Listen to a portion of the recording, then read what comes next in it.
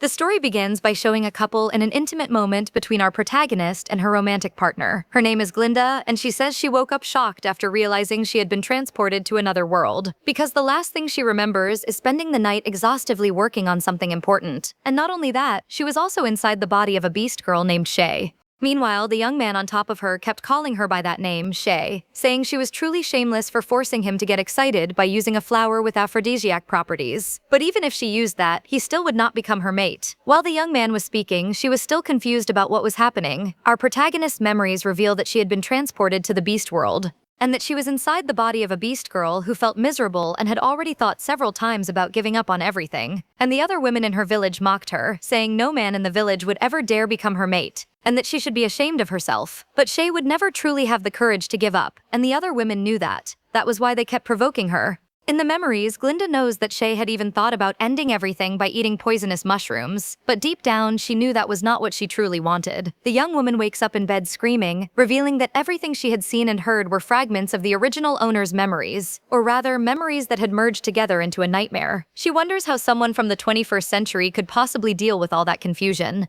Suddenly, someone opens the door to our protagonist's house and says that a young man named Tigreon is heading to the land of divine punishments, and that the young woman should go there and convince him not to do that. A place where every beast man can go to repent for his sins and purify himself. Because a special kind of flower grows there, one that can be harvested and used for the remission of the worst sins, with the help of the beast god, of course. Meanwhile, the tribe's residents tried to persuade the young man not to go to the sacred place. After all, everyone believed that Shay was the one at fault for what happened, not him. So he had no sins to atone for, and there was a chance he might never return from the sacred place. An older woman begged him not to go, because he was the strongest male in the tribe, and if he died there, they would not know what would happen to the tribe. But he says he will not marry Shay, and that his decision has already been made. Then, our protagonist appears, and asks who allowed him to go to the land of punishments. The girl notices how handsome the young man is, and now she understands why the original owner of the body she is inhabiting threatened to give up on everything if he left. The guy is breathtakingly gorgeous. The red-haired young woman steps in and asks if Glenda is satisfied now, since our protagonist is supposedly the cause of this entire situation, but she fires back at the redhead, asking what right she had to interfere in any of this. The red-haired girl says Glenda has a lot of nerve acting that way. After stealing the red-haired girl's mate, Glenda replies by saying the young man belongs to her, not to the redhead. And the redhead's friend says that is not true, that the young man would rather go away forever than stay with Glenda. The older woman steps in and asks everyone to stop arguing, and tells Glenda to go convince the young man not to leave the tribe. But Tigreon asks the elder not to insist, because he is not going to marry the girl. And the bear girl reacts by asking who told him that she wanted to get married, and to him of all people. But he asked whether that was not the reason she had tried to give up on everything twice. To which the girl responds that it is all in the past, and that she has already gotten over everything. And she finishes by telling the young man that he does not need to go to the land of punishment, nor does he need to marry her, because she does not want him anymore. Unable to believe what he is hearing, he asks what her plan is now, and tells her to be clear, otherwise he will leave anyway. Glenda simply replies that she was tired of him, and that the situation was not that bad after all. Because if he was willing to go that far just to stay away from her, then he should feel free from her and go live his own life. Surprised by everything he hears from the young woman, he asks if she is crying.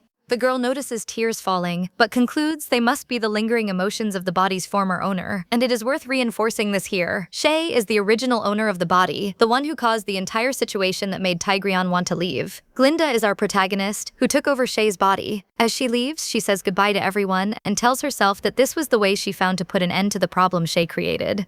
Because from that moment on, that body belongs to her. Glenda decides that since she is there, she is going to live everything to the fullest. Entering a cabin, a young woman named Maggie opens the door and congratulates Glenda for finally getting herself out of that situation. Glenda looks at Maggie without really understanding what is going on. Maggie says the girl does not need to worry because even if she cannot win over Ian, the village elders will not force her to marry some other man.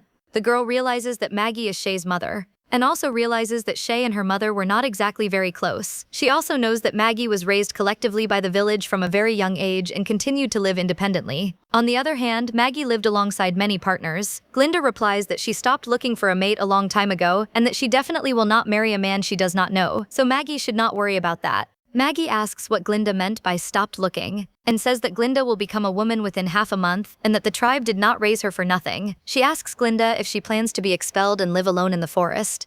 Shay's mother reminds her that the forest is full of orcs and asks if Glenda wants to become their captive. Glenda becomes furious and asks what Maggie just said. Maggie reminds Glenda that once beastmen become adults, they must go through the marriage ritual within the same year they come of age, and whoever does not go through this ritual ends up being expelled from the tribe. Glenda says to herself that she knew she had forgotten something. Maggie says she chose someone decent among her nephews, and that his name is Mika. Shay's mother says she had to make a huge sacrifice to convince the family to agree to the union between the two of them. Maggie tells Glenda that it would be best for the two of them to meet soon, and that they should use the half-month they have to build a good relationship. Glenda says she is not going to get married. The girl had not even thought about love by that age. She asks Maggie how she expects there to be a marriage with a complete stranger in less than a month.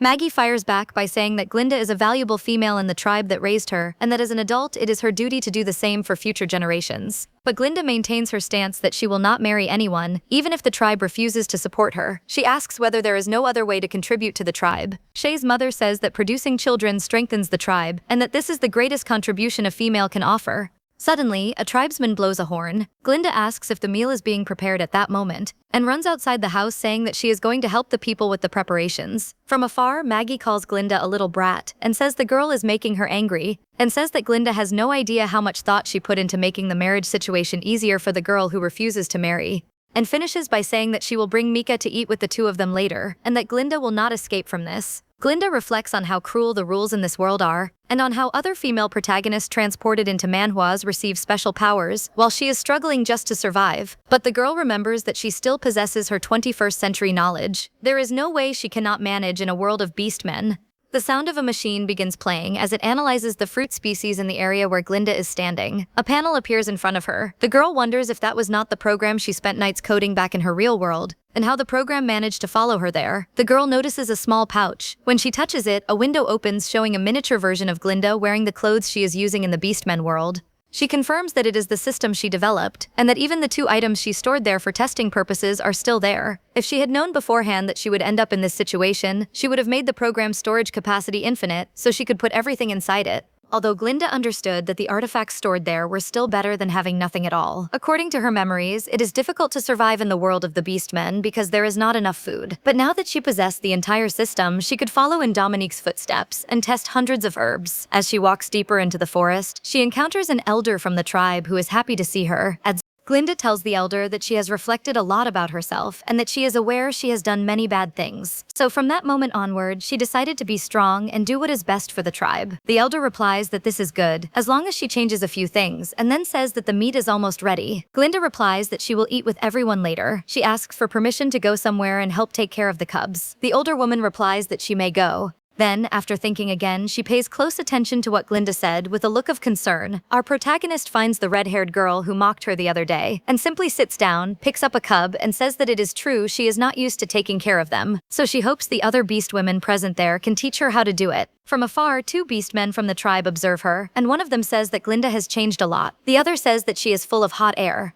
Glenda hears the elder telling a young man named Tigreon to hurry up and get rid of the entrails and bones because they need the bamboo bowls free for the grilled meat. The girl then notices a bowl full of meat, and the program analyzes the protein, internal organs, and animal bones. She becomes excited and asks Tigreon where he is going to dump those organs and bones. He asks what is wrong with her. The girl replies that there is nothing wrong, but that she believes it is a waste to throw everything away when it could be delicious. The red-haired beast girl disagrees with Glenda and says those things are not edible, and asks the bear girl if she is making up excuses just to talk to the tiger boy. The protagonist fires back by saying she is not trying to get involved with him again, and adds that the red-haired girl is nobody to claim that entrails are not edible. Melke asks if Glenda thinks she is stupid, because the entrails stink of blood, and there is no meat worth eating left on the bones, and says that if the girl can really make something edible out of those bones, then she can also have all of Melka's leftovers. Glenda simply agrees and says she will remember that offer. Afterward, she asks the elder who was cooking for a monthly supply of entrails. Glenda leaves happily with all the baskets of entrails she could ever want,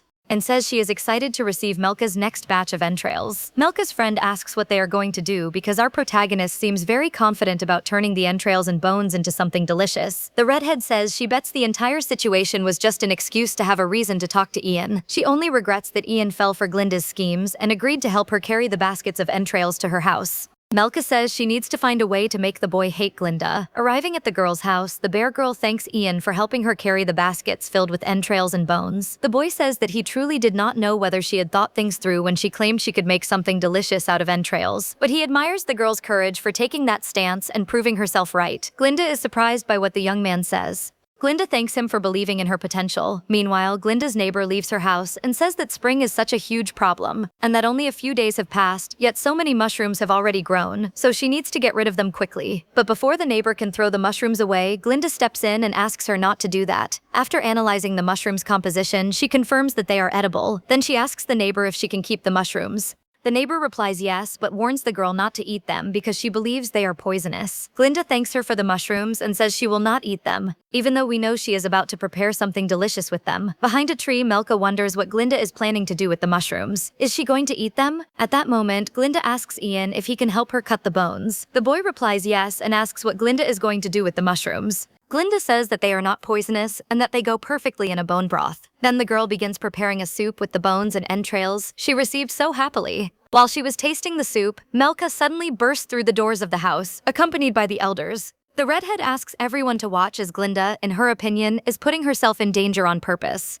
Melka says that the bear girl is a horrible person because first she claims to have forgiven Ian, and now she is supposedly doing the same thing again. She says that even if something happens to her, the young man does not belong to her, and that our protagonist should not try to blame him. Right after that, Maggie hugs Glenda and says she thought the girl had already left all that nonsense behind. Glenda tells Maggie that she is jumping to conclusions. She asks the maternal figure whether it really looked like she was trying to harm herself, especially because the mushrooms are edible. Then one of the tribe's elders tells Glenda that she is very beautiful and should not worry about finding a mate. Nor should she threaten to do something reckless simply because she is single. And if the bear girl disliked being single that much, the elder asks what she would think about her son asking for her hand in marriage. Glenda protests, saying the experienced woman is misunderstanding the situation. The girl says she saw a type of bird feeding on the same kind of mushrooms she used in the recipe, and that they are not poisonous. The young man who is helping Glenda says that he believes her and that she values her own life, and that when the girl was preparing the soup, the meal did not look dangerous at all and smelled very good. The elder agrees that the soup smells good, but still looks at the food with hesitation. Then the young man grabs a bowl and drinks some of the soup in front of everyone present. 10 minutes later, the elder says that the crows have cried out for the 5th time since Ian drank Glenda's soup. She asks how the boy is feeling. He says he feels fine and that the soup is delicious. Glenda becomes happy when she hears Ian's words, especially because she never doubted the soup's quality since she invested so much time and effort into the recipe. Melka then questions whether the supposed mushroom poison might simply need more time to take effect. Displeased with what the red-haired girl said, Ian says that is enough of her nitpicking and asks if she still does not believe the girl cook, even after he drank the soup and nothing happened. He continues by saying that Glenda discovered a new recipe that can be served to everyone in the tribe. Besides proving that the mushrooms were not poisonous, Glenda agrees and begs the elder not to force her into marriage. The older woman does not say it out loud, but concludes that her son would not be happy marrying a strange girl. The elder then looks at her son, Ian, and asks whether he has intentions of marrying the bear girl. The boy replies that he does. Our protagonist tilts her head to the left as she notices something she had never imagined until that moment. Ian is the elder's son, and she wonders why she has no memories of the tribe's males. After everything that happened inside Glenda's house, outside, Ian's mother officially declares the couple matched. Before the girl could protest, Maggie stops her from saying anything and says she is so emotional about everything that she can barely speak. Shay's mother asks Ian if he would like to attend a barbecue at their family home. The boy replies that he would. The answer leaves the girl cook surprised, but she does not say a word because Maggie drags her away from there. At the barbecue, Ian is sitting beside Glenda, who, let us remember, is inhabiting Shay's body. He asks if being in a relationship with him is really that bad. She replies that he does not understand that the entire situation is a huge shock to her. A girl who until now had never even held a man's hand, and who only thinks about advancing her own career. The young man asks if being close to him is really that terrible, and whether the other young man, Tigreon, is truly so much better than him, to the point that she would rather face the worst, just to avoid trying something with someone else. The girl says that is not it at all, and that Ian is an incredible man but that she herself has a horrible reputation. She asks him in a confident tone if he actually likes her, and that the young man does not need to force any pleasant answer. The boy asks if her reputation is what worries her, and tells the girl not to worry because he is marrying her of his own free will. She becomes incredulous at the young man's response, and he says he is serious, that she is intelligent and noticed the birds feeding on the mushrooms and realized they were edible. Ian thanks Glenda for discovering a new food source for the tribe and says that this food could save many lives in the community. The girl says it was not even something that grand, but he fires back by saying that she has changed a lot and that he appreciates that. Ian continues by saying that he knows she may not like him very much right now, but he will give her time to get used to him. The boy finishes by saying that he hopes she will not reject him as well and that she gives them a chance to get to know each other. Maggie watches the scene and becomes happy seeing that, apparently, her daughter has accepted the idea of marrying a young man from the tribe, especially the elder's son.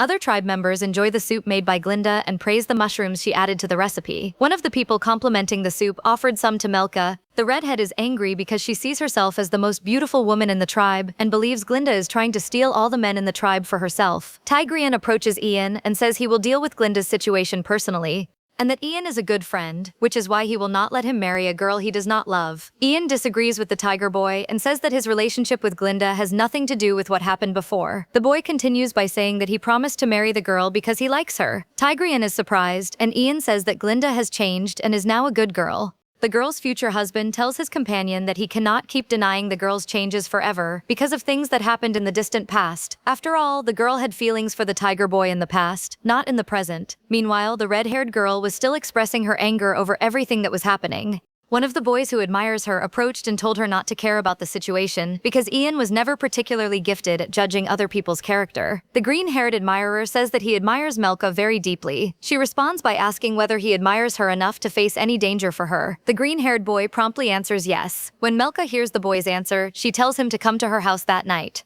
Cutting to another scene, Ian arrives at Glenda's house and gifts her a giant rabbit. The boy says he captured several just like it so she could eat as much as she wanted and become softer and chubbier. Ian's statements leave Glenda unsure of what to think. Inside the house, Ian explains that if beast folk are too thin, they do not survive the winter, which brings food shortages. And that is why everyone eats more and gains extra weight before winter arrives. Next, Ian takes the rabbit from Glenda's hands and says he will handle the animal himself, so the girl does not dirty her hands with blood. The girl protests and tells the young man that there is a way to store food instead of everyone needing to eat until they become fat enough. The boy is surprised by the idea and congratulates the girl for coming up with something brilliant that will revolutionize the way the tribe deals with winter. Ian grabs her by the arm, and the two of them run to tell the elder about the storage idea. Already at the elder's house, the older woman says she is happy to see the girl cook. There, the elder's son says that his mate discovered a food that can be stored for winter. Ian's mother asks what kind of food it is, and the girl replies that it is the mushroom she used to make the soup recipe. The elder reacts to Glenda's answer with suspicion and asks the girl if she is certain the mushrooms are edible, and says that she should know that people from the tribe have lost their lives after eating mushrooms. Glenda fires back by saying that they are edible and can be stored if they are dehydrated, and when it is time to eat them, they only need to be placed in water first. The elder's son responds by defending the girl cook. He says that the girl knows what she is talking about and knows which mushrooms are edible and which are not. Ian says that the soup and the edible mushrooms are an opportunity for the tribe, since other tribes do not want the mushrooms, and that they can send people from their tribe to gather those mushrooms, because even if there are not many of them, they are still valuable. The elder becomes convinced and tells Glenda that she did an excellent job and that she will tell everyone the good news. The young woman says it was nothing, but also mentions that she even knows how to preserve meat. The statement leaves the elder surprised, and she says the girl should not joke about this kind of thing. Glenda says she is not joking and that it is truly possible to do it as long as the meat goes through a process and is stored for the winter. However, the girl remembers that to do this, she will need a lot of salt.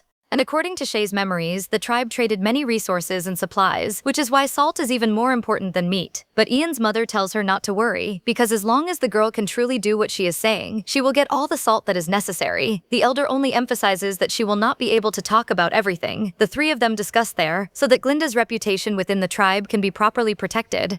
Glenda says she understands and that she would like to go into the forest to see if she can find more food. The elder understands and asks why she does not go with Ian. The girl is surprised by the suggestion, but accepts it. Heading into the forest, the couple walks until Ian transforms into an eagle. The girl is shocked by the boy's transformation. He asks her to climb onto his back. The bird boy asks if the girl is holding on tightly. Glenda replies that she is and thinks she cannot believe she is flying on top of an eagle. He asks whether she is enjoying it, and the girl says yes. He then says that he likes Glenda too, and that someone can only ride a beast in their original form if that person is the beast's mate. When Ian asks Glenda if that is the final proof that they are a couple, the girl hesitates and asks if it is too late to get down. When they arrive, the couple admires the entire forest around them. Ian says that they are now at the edge of the beast forest, and that even the bravest male in the tribe would hesitate to go any farther alone. The young man says that perhaps the two of them should search for supplies right there and see if they can find food that can be stored. The girl agrees, and as they begin walking, she is surprised to find a vegetable. She decides to use the device to identify what it is. The device says it is an early stage of a species of bamboo.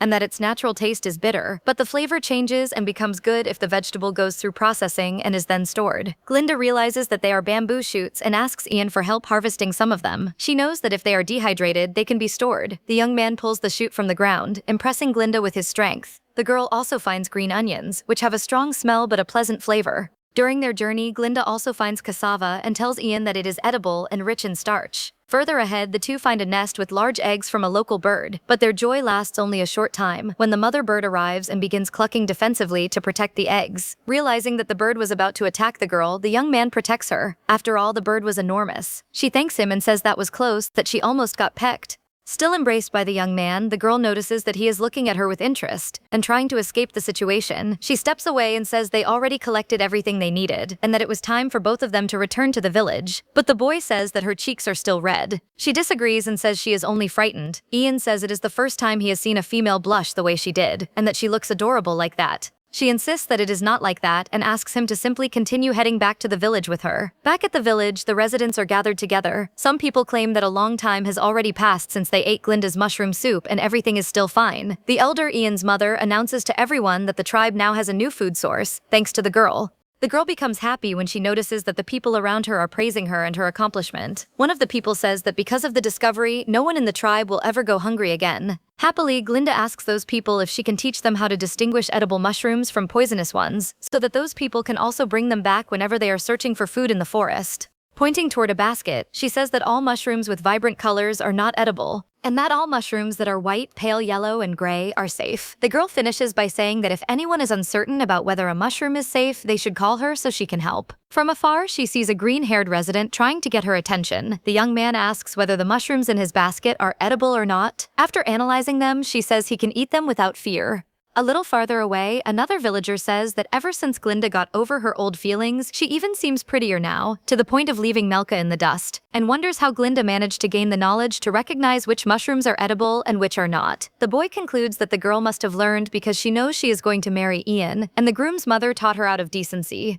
Upon hearing that, Melka becomes furious and says that everything would have been hers if the mushroom girl had not been there. And she comes up with a sinister idea. Why not make the girl disappear? After all, at one point she already wanted to give up on everything. Returning to her house, Melka finds Jones, the green-haired boy who asked Glenda to teach him about mushrooms. The red-haired girl reminds the young man that he once said he would face any danger for her. She asks him to confirm that. Without hesitation, the boy says yes, that he loves Melka and therefore would face anything for her. Happy with his response, the red-haired girl asks him to eat a poisonous mushroom. Jones hesitates because he knows it could be fatal for him, but she insists and seduces him to convince him. Right after that, the couple gets close, and the young man says he loves Melka, but the girl only agreed to do all that so he would eat the poisonous mushroom. Elsewhere in the tribe, a woman arrives screaming for help while Glenda continues teaching about mushrooms. The woman begging for help says that Jones was poisoned after eating a mushroom soup he made himself, and that the mushrooms Glenda identified as safe are not edible. The elder and other women from the tribe rush to see how the boy is doing. When they arrive at Melka's house, they find Jones lying down and foaming at the mouth while Melka holds his hand. Glenda looks at the situation and understands that he consumed some kind of poisonous mushroom, and begins wondering what could have happened since the green-haired boy had asked her which mushrooms he should not eat. When the red-haired girl looks at our protagonist, fury fills her eyes, and at the moment Melka was about to attack the mushroom girl, a hand intervenes. Ian asks what Melka thinks she is doing. She justifies the near assault by saying that Glenda and all this mushroom nonsense almost cost Jones his life and that she would make Ian's partner pay for it. The young man fires back by saying that Melka's argument makes no sense since everyone there ate mushrooms and nobody became sick. Besides that, he knows the bear girl explained very clearly which mushrooms were poisonous and which were not. The red-haired girl argues back by saying that perhaps Ian's fiancé simply wanted to harm Jones, and that was why she intentionally misled the green-haired boy. Melka moves past Ian and tells everyone standing behind him that the mushrooms are poisonous and that whoever eats them will fall ill, and that Glenda knows nothing about identifying edible and poisonous mushrooms, so nobody should let themselves be fooled by her. Outside, one of the tribe's girls claims that she feels like she is suffocating, and another begins getting scared because she ate several mushrooms not long ago. The girl who claimed she was suffocating called Glenda a very ugly name, and said she felt stupid for believing the bear girl. Her friend invites her to go throw away the mushrooms before the children eat them too. Meanwhile, Jones manages to turn over and tell everyone that the mushrooms are edible and that everyone can make it through winter if they consume them. Ian then approaches and asks the green-haired young man what happened. and says that the lives of everyone in the tribe depend on that answer, and if it is the wrong answer, it will condemn everyone who lives there. Jones says that he was trying to imitate Glenda and accidentally put a poisonous mushroom into the soup he was preparing while trying to innovate, and that the mushrooms Glenda pointed out to them are edible and safe. Right after that, he apologizes. Glenda approaches and says that the entire situation makes no sense. After all, why would Jones do all of that if he holds no grudge against her? And they barely even know each other. Ian says that the young man may not know Glenda, but he knows Melka very well, and that the day before, Melka agreed to marry him once they become adults at the end of the month. After that, Jones confesses that he did all of it for Melka because the red-haired girl dislikes Glenda. Furious, Melka looks at Jones and calls him useless, saying she should have gotten rid of him sooner. Glenda asks the elder if the green-haired young man can still be saved. The tribe leader simply asks both girls to leave the young man alone during his final moments. As they leave Jones's house, Glenda becomes thoughtful and wears a sad expression. Noticing this, Ian tells her that everything will turn out fine. But the girl replies that if she had said the mushrooms were not edible, none of that situation would have happened, and asks whether Jones would have been all right, and that what she did resulted in the young man's fate. Ian comforts his partner, saying that she should not blame herself for what other people chose to do, and that she did the right thing by informing the tribe that not all mushrooms are edible. He also says that Jones did not value his own life, and that is why he ended up in that situation. The elder watches them and tells another girl from the tribe that Glenda is a good girl. She then asks where Melka is. The tribe girl almost answers but stops herself. Meanwhile, Melka is somewhere else, flirting with another male from the community and asking him to help her forget Jones's passing. The boy says that the green-haired young man was a troublemaker and that it is not worth being sad over what happened, and that Melka can also help him figure out how to entertain the guests from the giant tribe. The information catches the redhead by surprise, and she asks if the guests from the other tribe are coming, and when they are arriving, or who exactly is coming. Is Alara coming?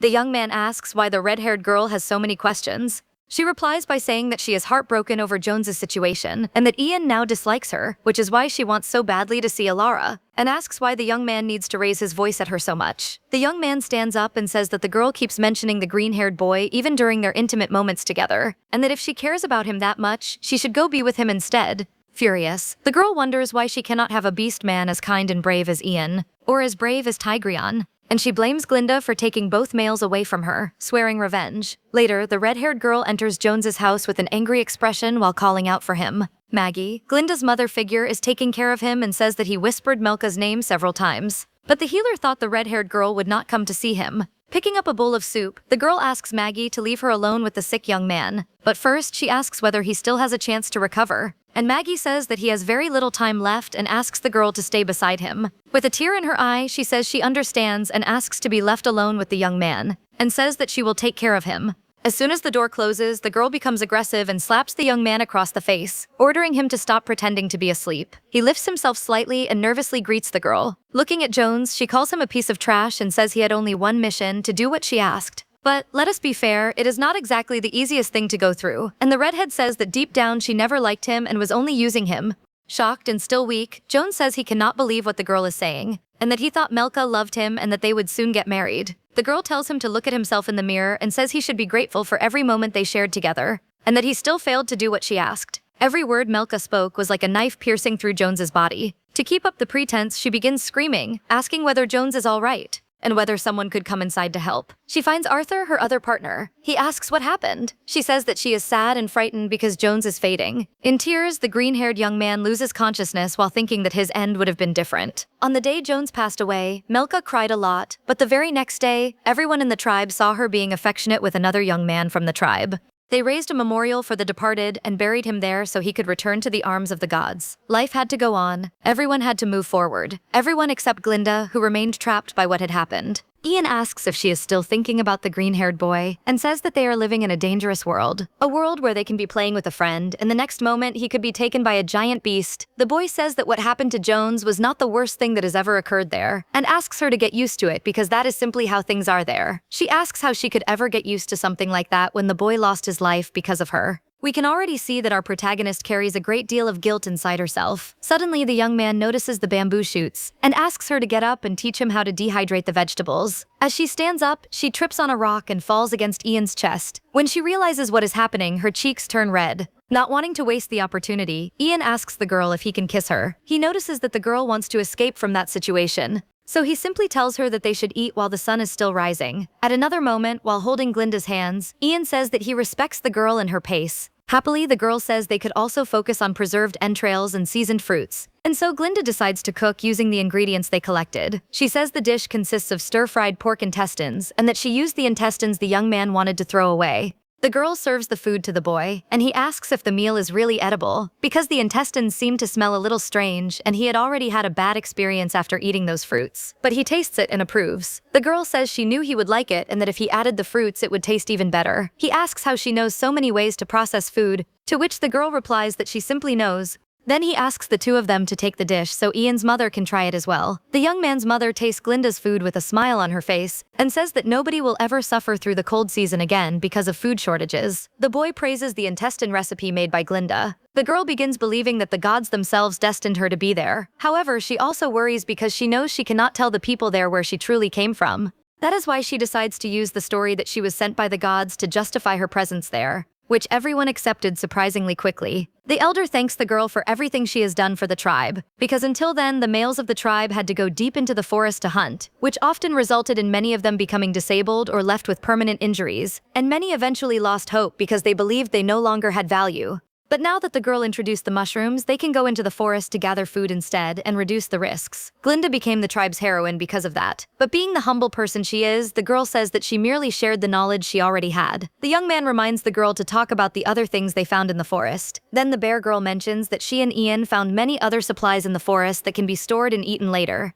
Surprised, the elder asks if she knows how to preserve other foods as well. The girl says yes and explains that there are two ways to do it. One way is by drying and preserving with salt, just like they did with the mushrooms and bamboo shoots. The other way is by using a much larger amount of salt to make pickled foods and dried meat. Excited, Ian's mother says that none of that will be a problem as long as the girl can preserve the food, and that the tribe will trade some resources for a generous amount of salt once the giant beast tribe arrives. Ian's mother is named Carmelia, and she is also the elder and chief of the tribe. She asks her son to take the food that still needs salt for preservation into the cave while they wait for the salt to arrive. Afterward, the three of them stand before the cave where the food is stored. Surprised, Glinda asks whose wonderful idea it was to build an ice reservoir inside the cave. The elder says the idea came from the former priest, and that it is very cold inside there, and that the ice does not melt easily, which is why some foods can be stored until autumn. During autumn, they remove the excess water, and when winter arrives, that same water is turned into blocks of ice. But while listening to the explanation, Glinda notices a basket and asks to inspect it.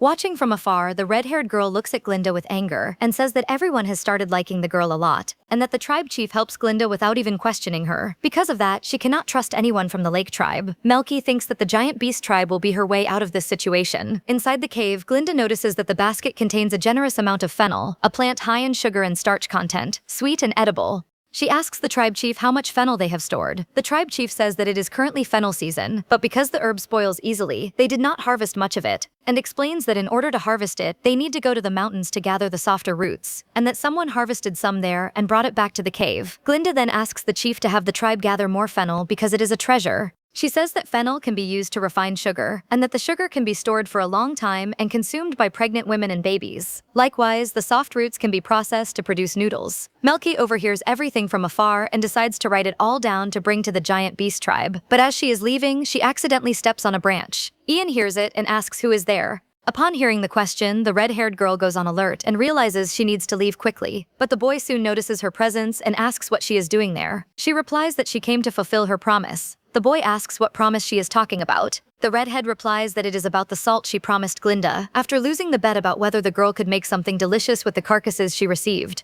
In her mind, she thanks herself for grabbing that salt beforehand, because otherwise she would not have had any good excuse to give in that situation. As she says goodbye to the boy, she thinks that she needs to hurry and warn the giant beast tribe about everything she overheard. The girl leaves, making Ian wonder to himself why Melky went through the trouble of going all the way there just to deliver salt, and why she did not simply go to his partner's cabin instead. In the background, Ian's mother tells the girl that she tried preserving meat the way she recommended. Then Glinda follows the elder into the cave where the meat is stored. The older woman asks the girl whether the stored meat will truly preserve properly. At that moment, Glinda recommends exposing the meat to sunlight so it dehydrates and can be stored for much longer. As they begin doing what the girl suggested, the elder sees that it is working and says she will recommend the process to the tribe's boys, so they can hunt more and preserve the meat they are unable to finish eating. And the girl asks Carmelia not to forget about the fennel. The elder calls Glinda farther into the cave and asks how the girl knows so much about food.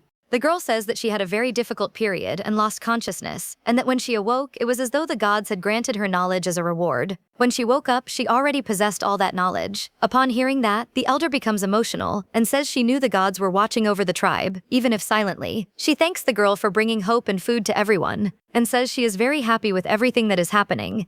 Glenda feels a weight in her heart for knowing she had to invent all of that just to hide her true origins. The elder strokes the girl's head and says she does not need to apologize and that she has done a great job, but that outside the tribe's territory, it is dangerous. Because of that, the girl should remain there while the chief sends some of the tribe's males to gather more supplies. The girl agrees because she also knows she will be very busy teaching everyone how to process sugar and starch. Relieved, Ian's mother says it is wonderful to have the girl there, and to know that the girl will not be going out with the harvesting team. At another moment, a group of young people gathers to see what was harvested. Team 1 collected 3 baskets of fennel and 5 baskets of sweet potatoes. The boy from the other team says that his team collected even more things. Glenda begins cooking something while the other tribe members watch her with admiration. Several males from the tribe, both young and old, stared at the girl while she cooked. One of the older men asked what she was cooking that smelled so good. She replies that she is cooking entrails. The answer leaves the young men in disbelief. One of them asks how entrails can smell so good when they are supposed to stink. Another replies that if the bear girl can make a delicious soup out of animal bones, then she can definitely turn smelly entrails into a delicious dish. The young men taste the dish and even start arguing over who gets to eat next. From afar, Glinda's rival watches the whole situation with anger. She turns to the boy she is in a relationship with and asks whether he has entrails, and orders him to clean them because she is going to make a recipe even tastier than Glinda's.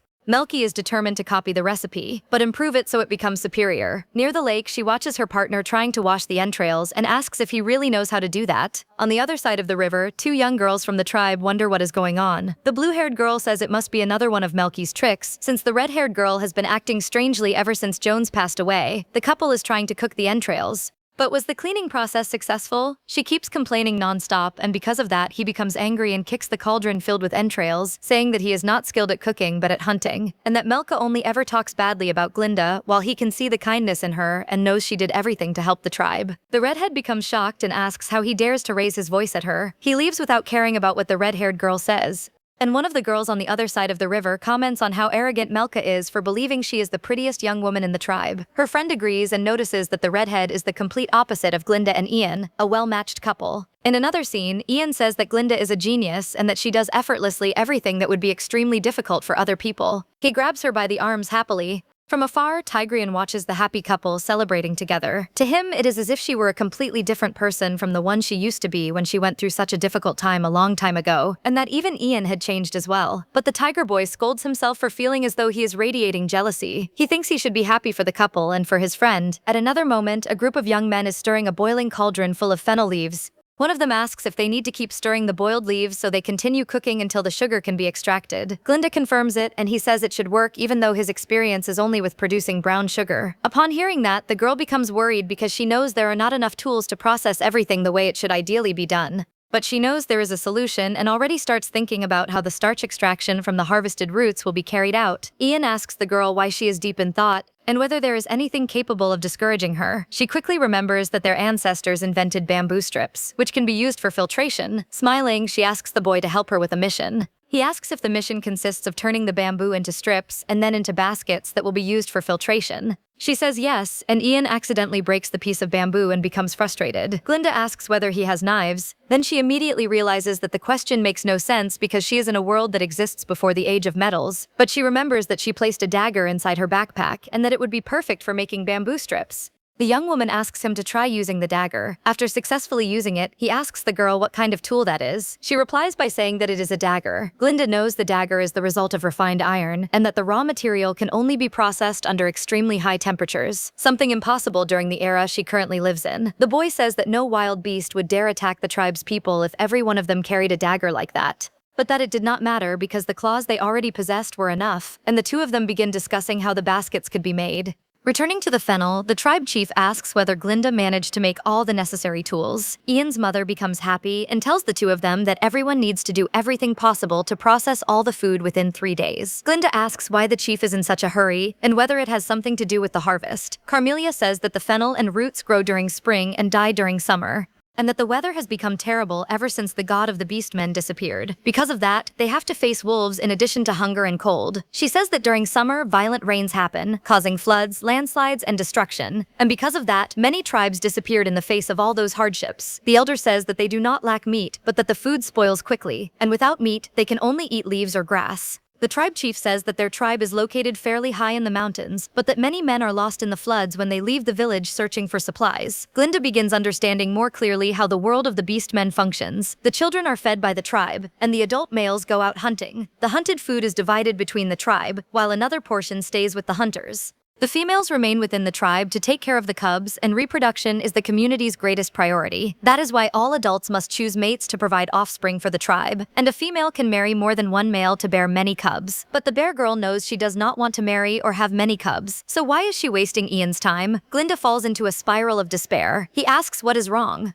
The girl says it is nothing, and that she is going to help with processing sugar from the fennel. She thinks she should tell Ian the truth as soon as possible, and she thought refining sugar would be easy, but she discovered it is not quite like that. Ian appears to help her. He stands behind the girl to help her stir the heavy spoon. She becomes flustered, but realizes that she is simply in love with him. Melky watches the scene angrily and thinks Glenda is trying to charm all the males in the tribe. The red-haired girl's companion says that Glenda merely asked to work with the team, and the redhead asks whether her companion is suggesting that she is wrong about the bear girl. The companion says that is not what she means and that she is on Melky's side, but the redhead says that if she discovers she is becoming friends with Glenda, she will make the girl pay the price. Eleanor asks why she would do that and says that Melky has been acting strangely. Melky promises Eleanor a much better life if she stays by her side, and says that she told Merlis to choose Eleanor as his partner. Melky's words make Eleanor happy, and the girl thanks the redhead for that. Eleanor knows that the young man in question does not like her, but that Melky can change that. Cutting to another scene, a young man from the tribe pours the sugary water into a stone well.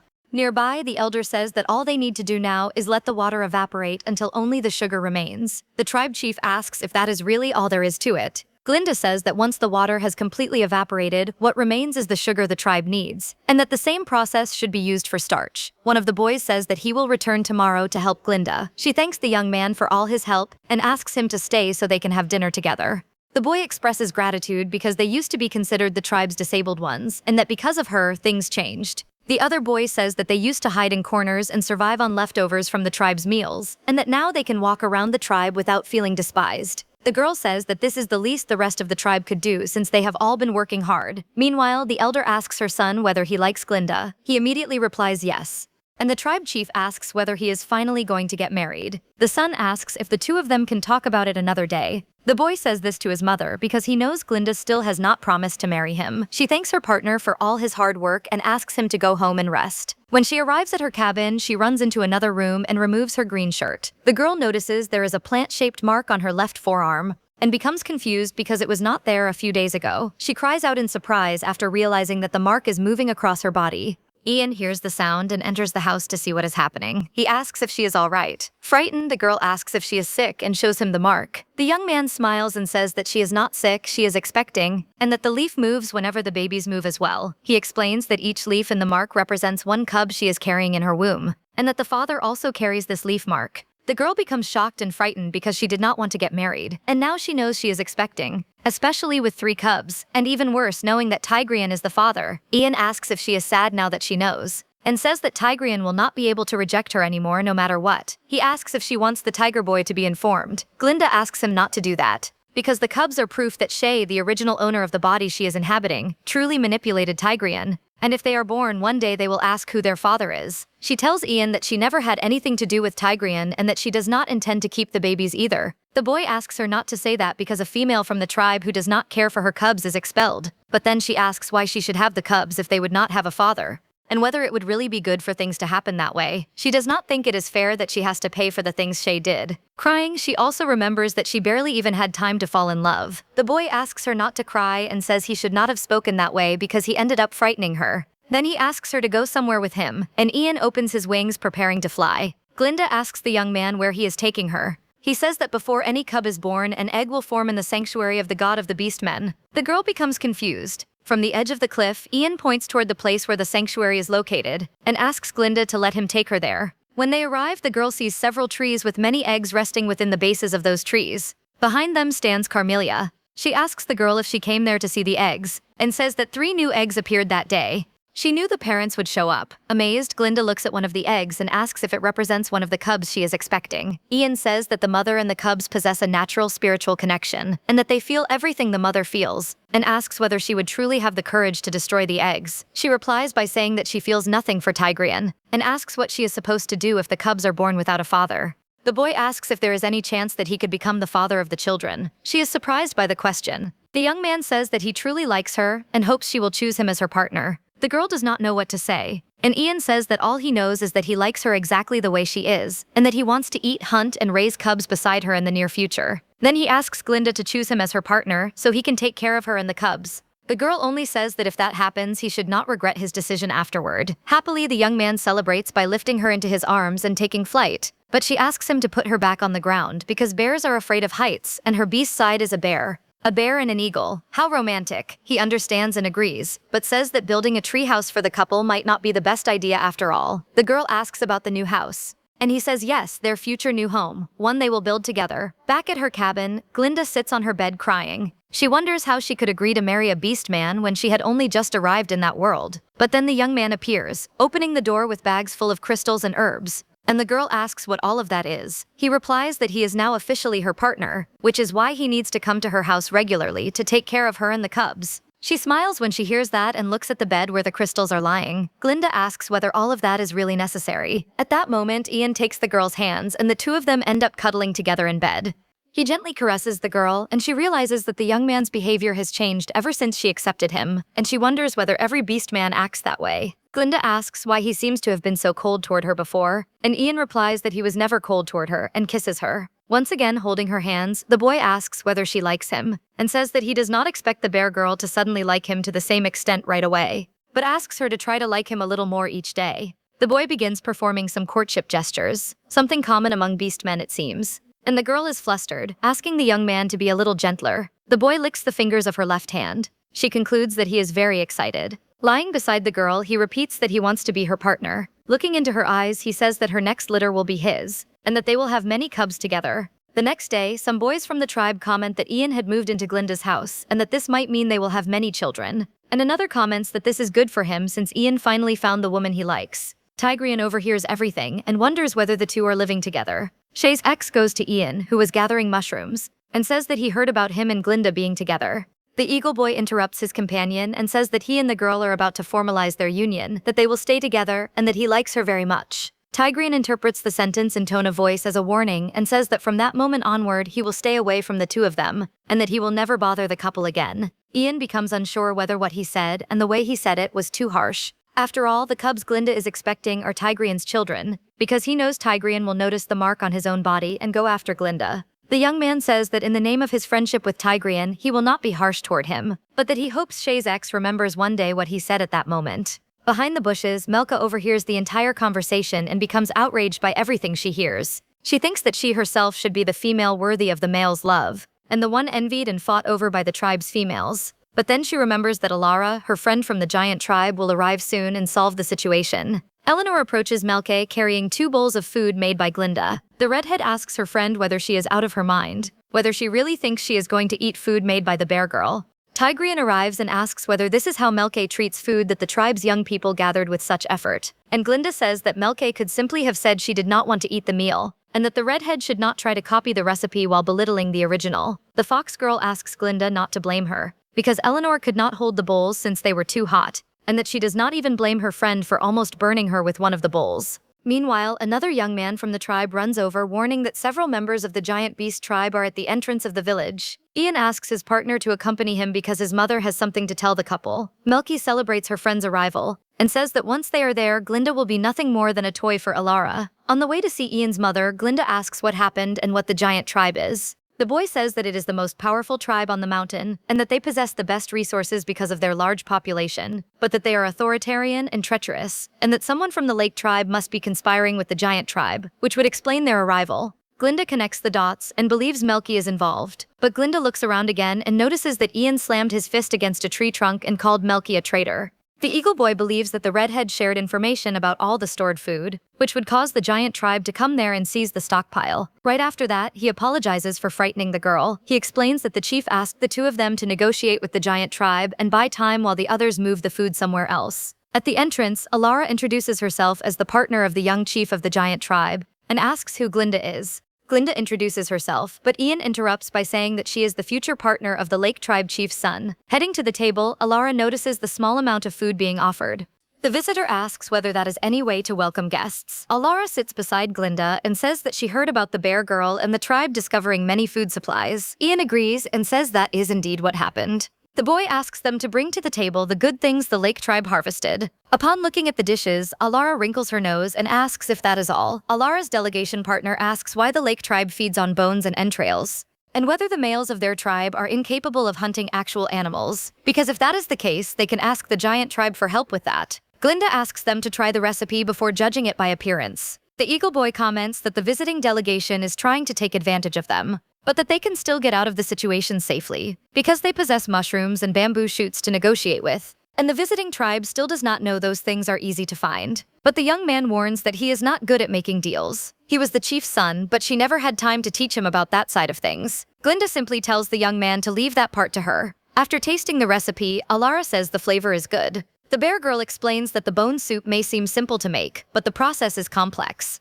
especially the mushrooms and entrails, which require a great deal of preparation. Alara asks the girl cook what it would take for her to teach the recipe and suggests some kind of discount. And Glenda replies that the condition would be 100 barrels of salt. Alara's delegation partner says she does not need to believe Glenda and asks whether the blonde did not read Melka's letter in which the redhead claimed she had been mistreated by the bear girl. The young man says they should simply teach Glenda a lesson and then recruit Melka to go with them to the giant tribe, because Melka should know how to copy the recipe. But Alara replies that Jericho is still too young and that bamboo shoots and entrails can easily be found anywhere. This friend of Melka's is no fool and says that the most important thing is not the food itself but the way the person prepared it. Then Jericho asks what Alara intends to do. The giraffe girl says that her team has decided to give them 100 barrels of salt, but in exchange, people from her tribe must be allowed to follow Glenda wherever she goes. Ian's partner agrees and says that everyone can start by learning from her. One of Alara's companions introduces himself and says it is a pleasure to meet the girl. Ian asks Glenda what she thinks she is doing.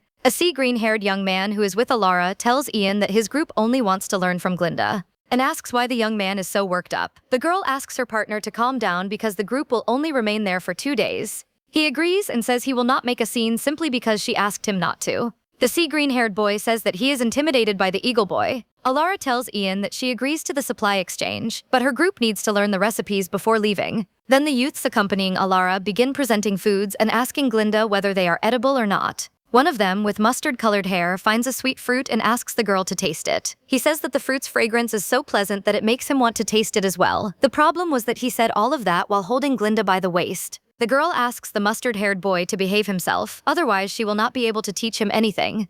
Ian appears and tells him to take his hands off Glenda because she belongs to him. From afar, Tigreon stands beside Alara, and she asks whether he is jealous of Glenda being with Ian. She introduces herself and says she likes him very much, and that if he wants, she can take him to the giant tribe and make him her partner. Tigreon declines the invitation, leaving the girl wondering how anyone could reject her. She wonders if he might have some personal reasons, or perhaps he likes someone else. And she thinks that while looking at Glenda, the giraffe girl wonders what kind of spell the bear girl must have cast to make all the males of the lake tribe fall for her. The situation is making Alara more and more curious about Glenda. Melka watches everything and wonders why her friend from the other tribe is not taking any action. Then one of the members of Alara's team approaches Melka and says he was looking for her. The redhead asks what he wanted, and whether it had something to do with her going to the other tribe. The young man is Alara's brother and says that it might not be possible to take her to the other tribe, but that he could try to reverse that decision by speaking with his sister. Without understanding, Melka asks the reason for that. The giraffe girl's brother says it is nothing personal and that there is nothing wrong with her, but that the other tribe would prefer Glenda because she knows how to cook. The red-haired girl pretends to accept it and says she needs to go do something else. As she turns away, she makes a bitter face and asks what kind of magic Glenda is using for even Alara to be fascinated by her. Honestly, what an obsession with Glenda.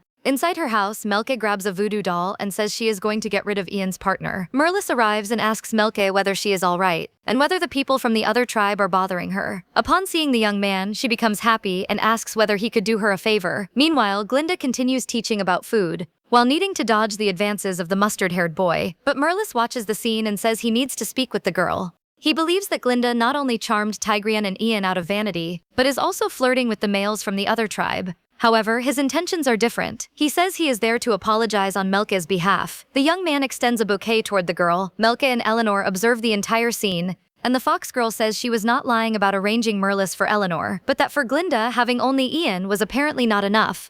Eleanor cries and thinks that Merlis went there to express his feelings to Ian's partner because the boy was offering a bouquet of flowers traditionally used to court girls. Melka says that Glenda is shameless and wants every male for herself. Eleanor thinks that without the bear girl around, Merlis would stay with her. Meanwhile, the mustard-haired boy says goodbye to the girl cook. Glenda awkwardly says goodbye to the young man and walks away thinking that only one day had passed and Ian had already shown bursts of jealousy. So what would he be like in the coming days? Then she is stopped by Eleanor. Melka's friend reveals a knife in her right hand and prepares to attack. Frightened, Glenda jumps backward but still gets cut on her right arm. Eleanor is threatening Glenda. Ian's partner asks the reason for all of this. Melka's friend says that she saw with her own eyes Glenda accepting the flowers that Merlis offered her. Fallen on the ground, Glenda asks Eleanor to calm down because it is not what it looked like, and that Merlis said the flowers were sent by Melka as an apology. Eleanor becomes conflicted. Why would Melka do something like that to her? Then she decides that Glenda is lying. Eleanor shouts that nobody is going to take Merlis away from her, and prepares to go after Glenda again.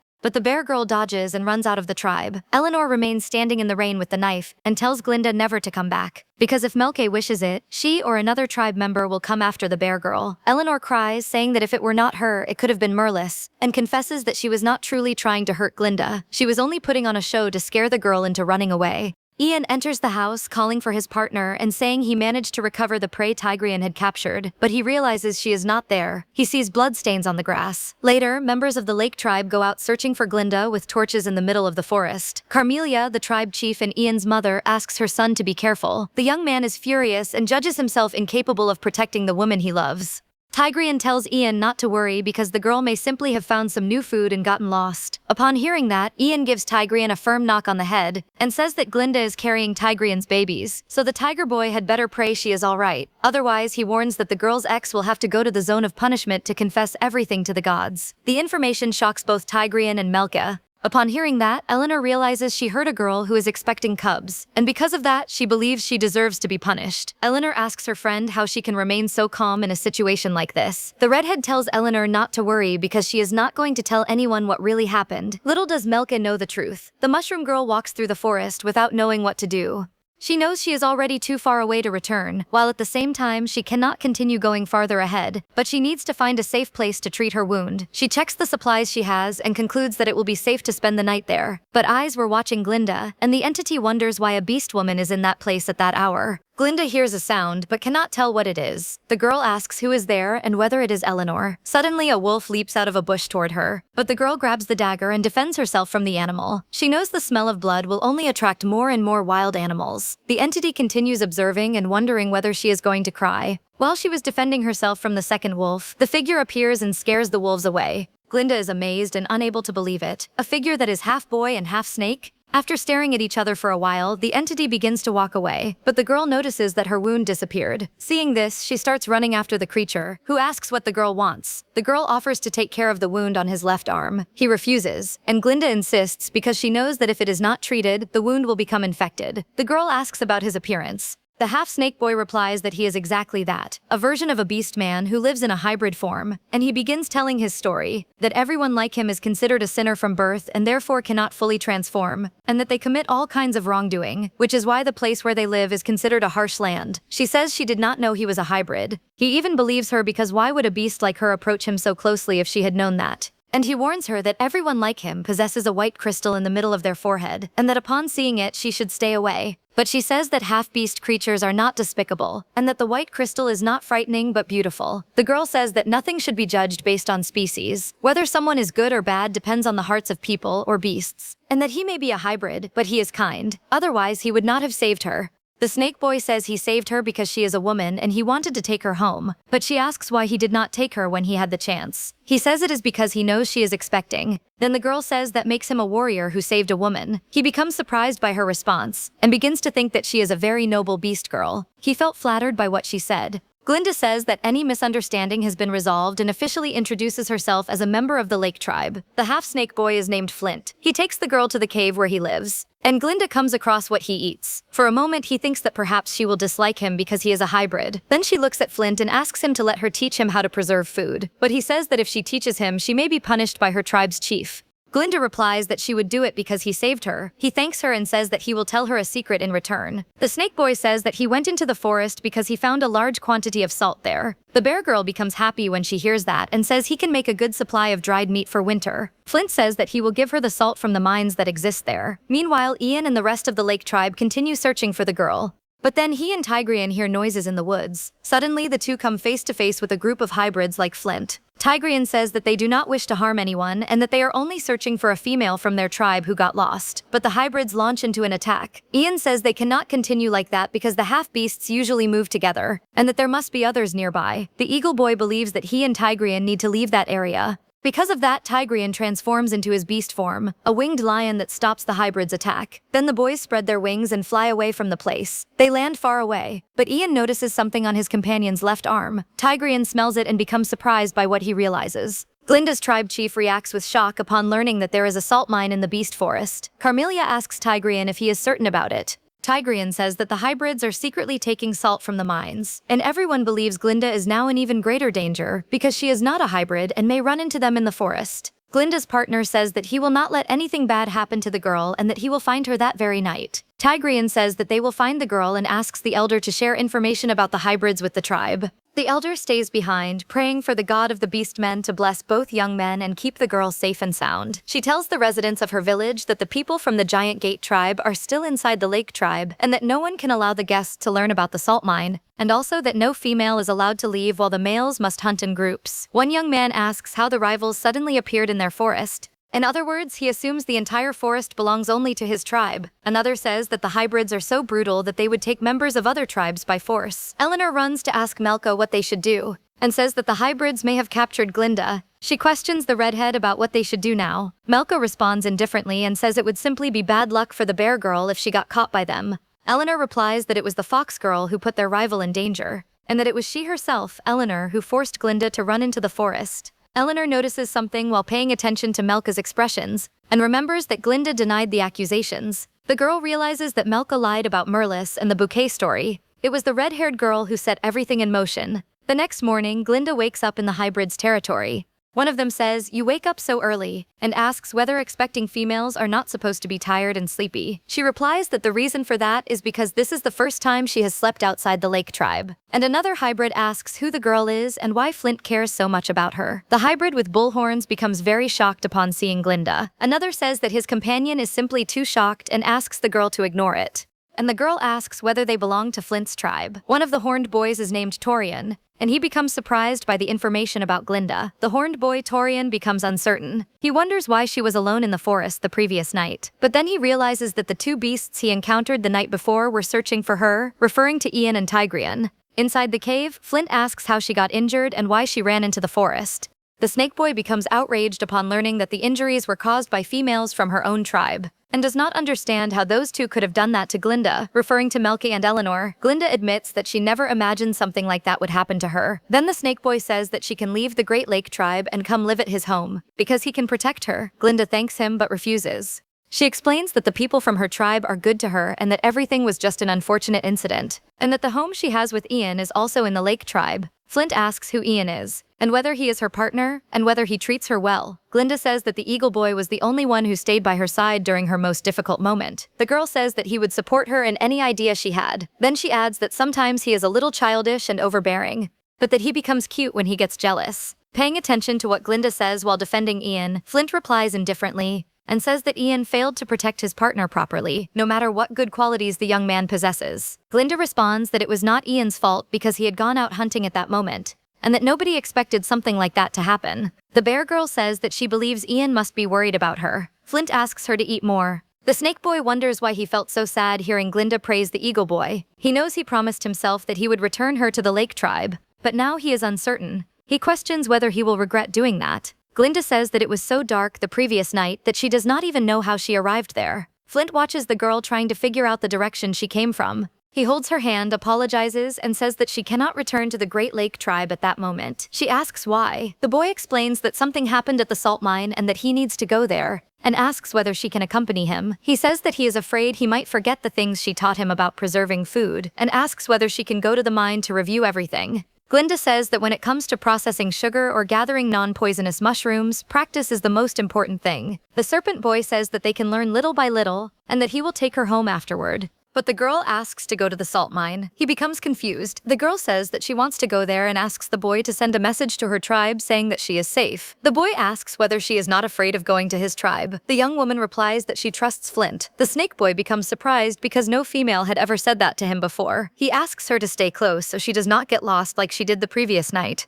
The girl agrees and asks why Taryan called him Lord, and questions whether he is the leader of his tribe at such a young age. But he replies while pointing toward a specific place. Glenda reacts with surprise at what she sees. The young man says that place is the salt mine. He watches the girl become enchanted by the mine. The girl stares wide-eyed as she realizes it belongs to Flint's tribe. As soon as the hybrids catch sight of Flint, a chorus of voices breaks the silence. One of the workers with dark hair becomes happy to see the snake boy. Another asks why there is a female with him. A third speaks to Glenda and asks whether she is Flint's companion, and says that if she is, then the snake boy must like her very much to bring her there. Glenda denies it and says that she and Flint are not in a relationship. The snake boy hears this and thinks that she does not want to be with him, because he is a hybrid while her partner is a beast man. But he sets those thoughts aside and says that she came to teach them how to store food, and orders everyone to listen to her and protect her. Glenda tells the group that she is going to begin teaching them about food storage and preservation. Flint tells everyone to stop what they are doing and organize themselves into two groups, one to gather food and the other to learn from the mushroom girl. He understands that food storage is just as vital as salt extraction.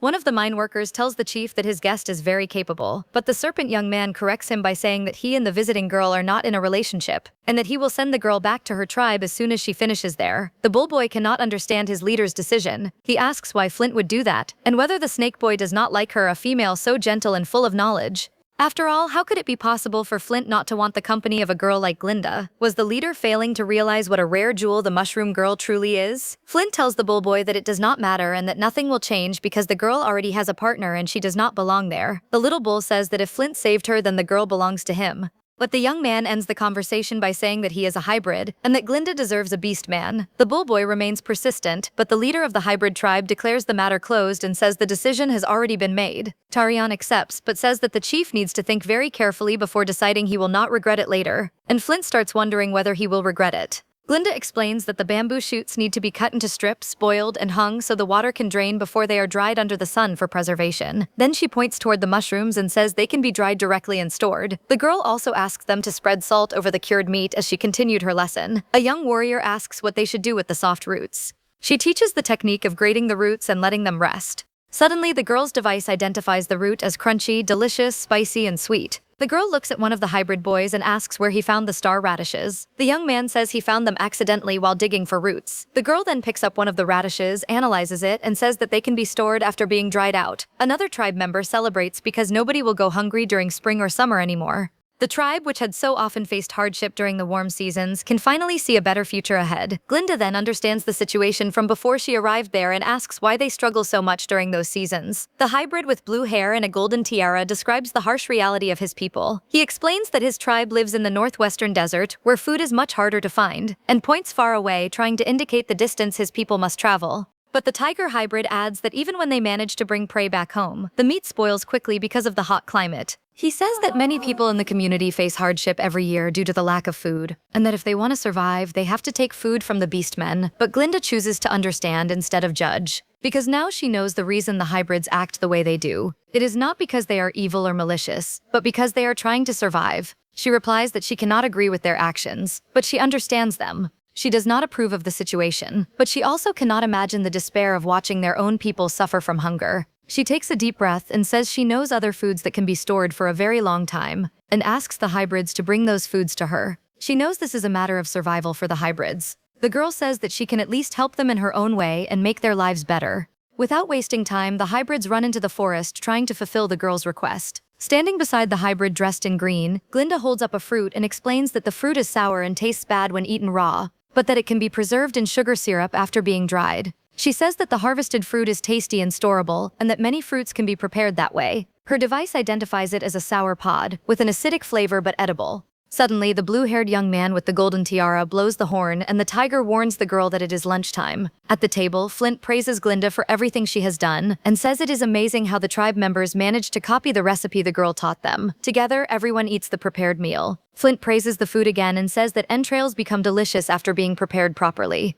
The others compliment Glinda's culinary talents and her gift for knowing what can and cannot be eaten. A bull hybrid says that it is as if she were sent by the gods to help them. The girl says that she merely taught the method, but that all the effort put into making the recipes belongs to them. Meanwhile, Tarion gets Flint's attention. He asks the chief if he is really sure about letting the bear girl leave. After all, he says, the girl is not afraid of anyone in the tribe and is kind to everyone. He warns Flint that he might lose the chance to keep someone truly special. But the hybrid leader has already decided. He is going to take the girl back to the Great Lake tribe. But before that, he will deal with the people from Glinda's tribe who hurt her. Meanwhile, back at the Great Lake tribe, Melka is with Merlis and begs the young man not to let anyone take her to the zone of punishment. The redhead asks her partner to take her far away from there, so she can have a chance to avoid any consequences. But the fox girl promises that she will make Glinda pay for everything that is happening. Honestly, Melka really is relentless. Watching the lake tribe from behind some bushes were several hybrids. They were Flint and Torian. The bullboy says that Eleanor was punished for hurting Glinda and is now under the tribe's authority,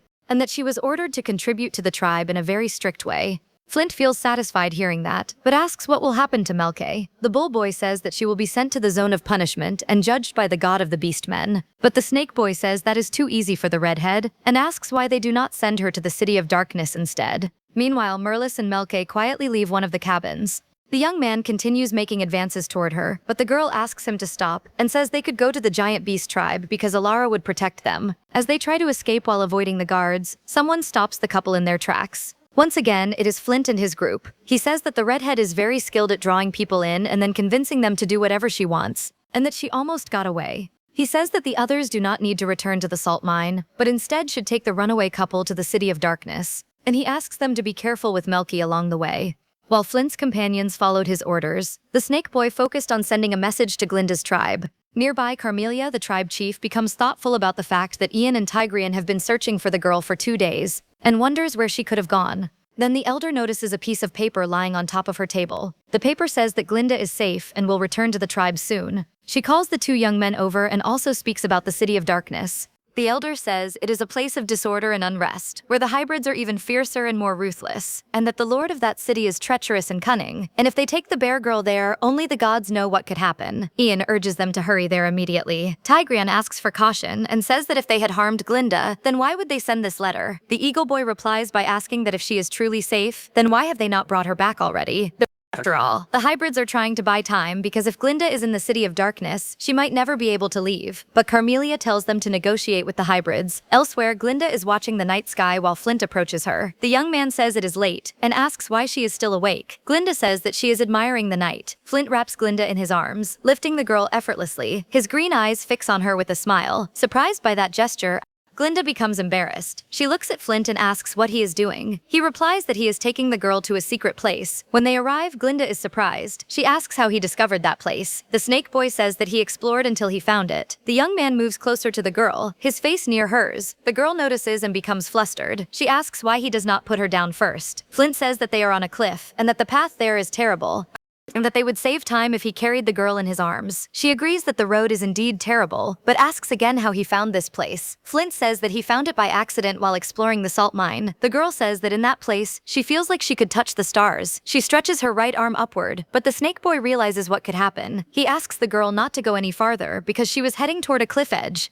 While saving her, she and the snake boy once again end up close in a way she perhaps did not expect. She says that he saved her again and thanks him. Flint asks her not to say anything. The hybrid confesses that he likes the girl. She is left speechless, but he says that he likes her and wants to protect her, and that she does not need to thank him because everything he does is exactly what he wants to do for the girl. But Glinda says that she already has a partner named Ian, and that she does not intend to have any other partners. The snake boy says that it does not matter, and that he also does not want to become a burden to her. Then he asks whether they are at least still friends. Glinda says that of course they are, and he becomes happy and says that she can come to him if she is ever in danger, because he will help her, trying to change the subject and escape from that situation. The serpent hybrid says that she has already seen the stars and can now go rest, but the girl asks about the salt mine. The snake boy says that he and the hybrid tribe have already learned almost everything, and that they will try to follow exactly everything the girl taught them. The next morning, Glenda wakes up and finds herself resting on Flint's lap. She asks what happened and how she ended up there, close to him. Flint says good morning to the girl. He says that after falling asleep, she curled herself around him, and says that she tossed and turned all night long. Besides, it is normal for a snake to sleep with its body coiled. On that point, he does have a reason. He asks the bear girl to get up so the two of them can continue their journey. The girl simply could not ignore what had happened. The snake boy asks whether she really wants to return to the salt mine and say goodbye to the hybrids. He does not understand why she cares so much about them. She replies that of course she wants to go back to the mine, and says that the hybrids from Flint's tribe have all been good to her, and that it would be rude to leave without saying goodbye. For Flint, who lives by the law of the strongest, that makes no sense, but he respects the girl's decision. But suddenly, Tigreon arrives warning the chief and the girl that something is wrong, because the others spotted dozens of beastmen heading toward them. Flint asks whether he is certain about that. Tigreon says that the males from Glinda's tribe were extremely alert, and that the secret of the salt mine may have been discovered. The salt mine was becoming the center of the conflict. Flint ordered Tigreon, the bull hybrid, and the others to stop all the invaders from advancing,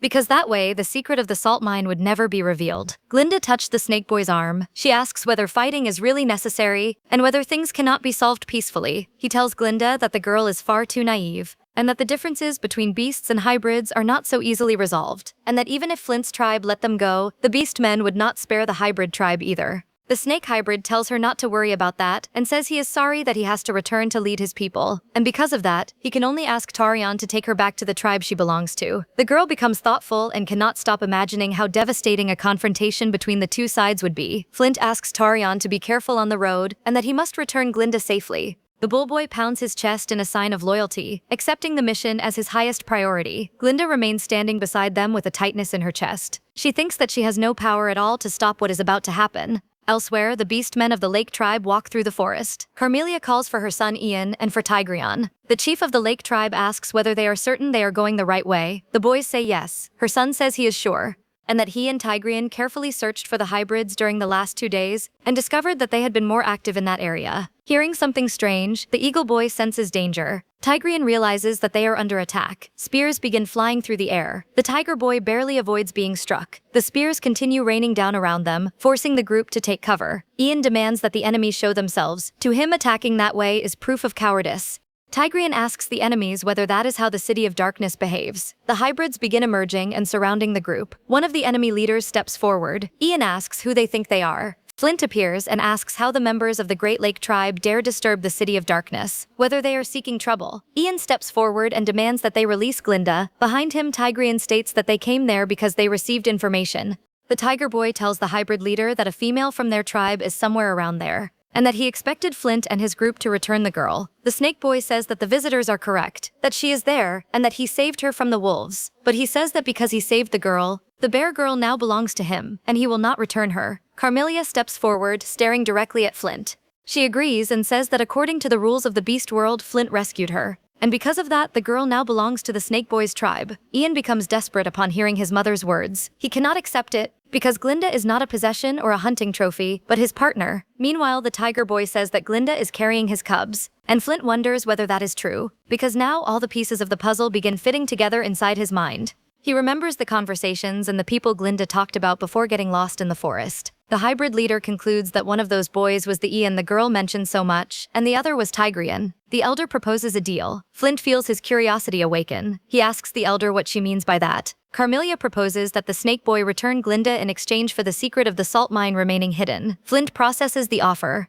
He evaluates that it does not sound so bad, but says that he has another proposal for the chief of the Lake tribe and asks her to listen. Flint offers to share half of the salt mine with her tribe in exchange for an agreement regarding Glenda, and asks the elder what she thinks about that. Carmelia says she would like to keep the salt mine a secret, but in exchange she insists that the girl be returned. He watches Carmelia, recognizing in her a leader worthy of standing beside him. The announcement of dividing the salt mine silenced the field for a brief second. The warriors of Flint's tribe did not see the mine as a fair bargaining chip. The green-haired boy says they will not accept this exchange, and that Glenda is far more important than the salt mine. On the other side of the group, the gray-haired member made clear his disdain for the idea, and that the girl is far too good to be left there. The tiger hybrid watched everything with curiosity.